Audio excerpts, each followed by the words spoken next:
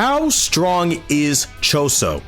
So with the release of episode 37 of Jujutsu Kaisen, fans of the manga, including myself, got to see Yuji Itadori in a one-on-one duel against Choso of the Death Painting Wombs. I, among many others, hold this fight as one of the best fights in the series, and I think that every person on staff that worked on this did a phenomenal job. Kudos to the animators at MAPPA once again for their incredible work. With this episode, fans got to see Choso in full display of his abilities, and we got a glimpse of his future potential as well. Today, I wanted to sit down and analyze Choso's abilities and how he ranks amongst the higher level players in Jujutsu Kaisen.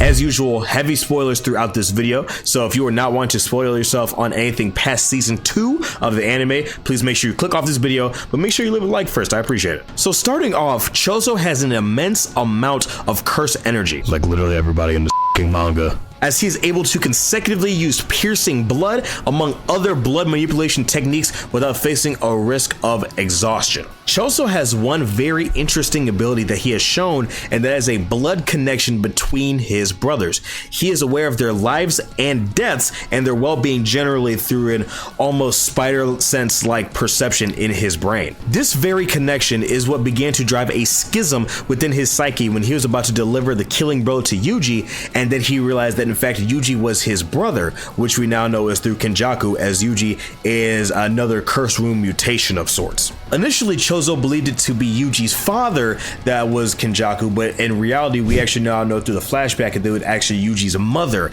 that was taken over by kenjaku. I still hold in high regard the fact that we are way overdue for a young Itadori flashback, and when I say Itadori, I mean his mother, his grandfather, his father, all this. We need to see the entire clan and some more Heian era stuff, but I'll talk about that in a later video. For a hot minute, people believed that this was actually Yuji's technique when I'm referring to Choso getting these memories flooding his brain, and a ton of people believe that this was Sukuna's doing as well.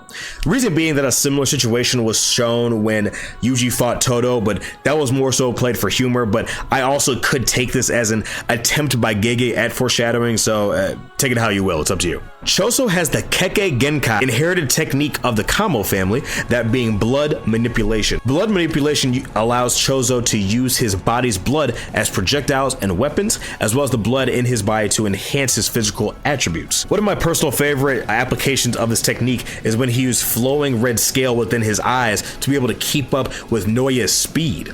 Choso's piercing blood is his signature technique and possibly his deadliest if it were to land on an opponent directly. Similar to how water at a high enough pressure can cut through things such as glass, plastic, and even steel, piercing blood applies the same principle. By condensing using convergence, Choso's blood is at a high enough pressure within his hands, it creates an almost laser-like effect that was shown to great effectiveness when he first launched it at Yuji's head in the first 10 seconds of their encounter.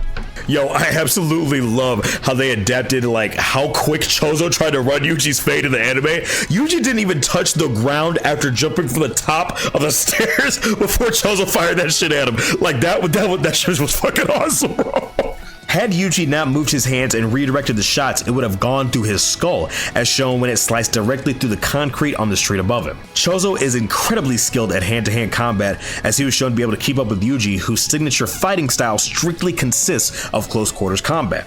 Choso seemingly does not have Yuji's amount of raw strength, but it can be presumed it is at least an Olympic athlete level, as his blows to Yuji still did significant amounts of damage. One very important aspect of Choso's abilities is the fact that Choso's blood itself is actually poisonous, just like Kechizu and Iso. If an opponent is hit with Choso's blood, they will become dizzy and begin to vomit. Now, with Kechizu and Iso, it slightly burned. I'm not sure if that Choso's blood is even more poisonous, because that's what the majority of his technique lies within, as far as, you know, that blood manipulation and all that. Choso has blood conversion within his arsenal as well, which is the ability that allows his curse energy to be converted into blood.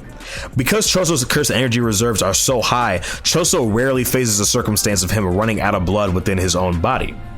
Besides having piercing blood, an offshoot of Choso's abilities uses smaller orbs of blood that surround the target and explode with such heat and force is similar to a shotgun pellet. This is known as supernova. Blood Edge is another offshoot of Choso's abilities, in which Choso forms a dagger with his own blood. Albeit a very simple ability compared to everything else he has in his kit, this is actually still pretty effective, and it looks cool. Blood Meteorite is another ability that is quite simple, in which that Choso can use and solidify reinforced blood both inside and outside of his body, and even use it as a projectile when he used it to puncture Itadori's liver. Interestingly enough, Sukuna thought that Yuji was a superior opponent compared to Choso, and used audible disappointment when he lost. Mind you, Choso is a 150-year-old death painting womb who at the very least is a high grade 1. Very, very interesting in my opinion. Kind of telling, but we will see, right?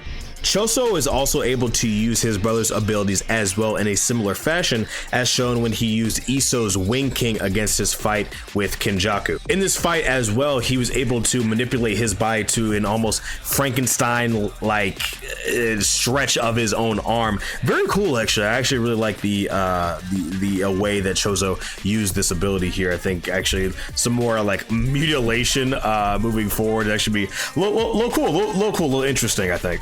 In terms of matchups, Choso would give a decent amount of work to allow the cast in JJK, but as soon as we start getting into people past the culling games and a lot of these special grades, it's not looking too good. As we saw, Yuta pretty effortlessly knocked Choso out with one hit while he had flowing red scale activated. Choso, as of chapter 239, does not yet have a domain expansion or any domain slash barrier techniques, so it can be presumed that Hakari would most likely wash him, as well as considering the fact that Hakari is extremely high on the grade 1 scale as well.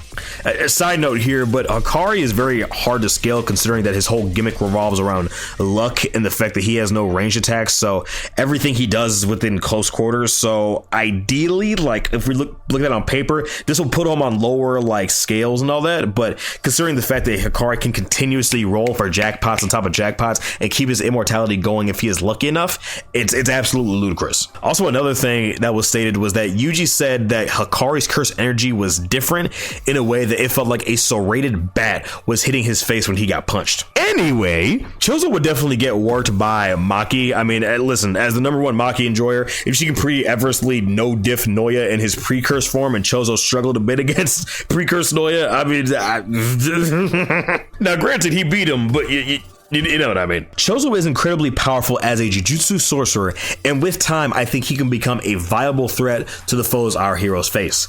Give it some time with something like domain amplification, a domain expansion that I can see, you know, very similar to Chimera Shadow Garden, or even perhaps a maximum technique. I have no doubt with a couple of buffs here and there that Choso could reach special grade level. Also, and this is specifically for Starface as well, but Nanami would absolutely get worked by Choso, and no, I'm not explaining. Anyway, guys, it's been your boy Daffy. Thank you guys so much for joining me on this video. Please make sure you leave a like on the video and subscribe if you enjoyed it. Also, just thank you guys for all the support and everything. It's been a kind of a rough year, so you know, I appreciate, you know, all the comments and everything like that. I appreciate you guys trying to keep my spirits up. Kind of going off course here, or off script rather, but again, y'all know I'm probably gonna make another thank you video here in a couple months or a couple weeks, but just, yeah, I really appreciate you guys. Just thank you guys so much, and yeah, I will see you in the next video. Now make sure you have a good one and take care of yourselves. Peace.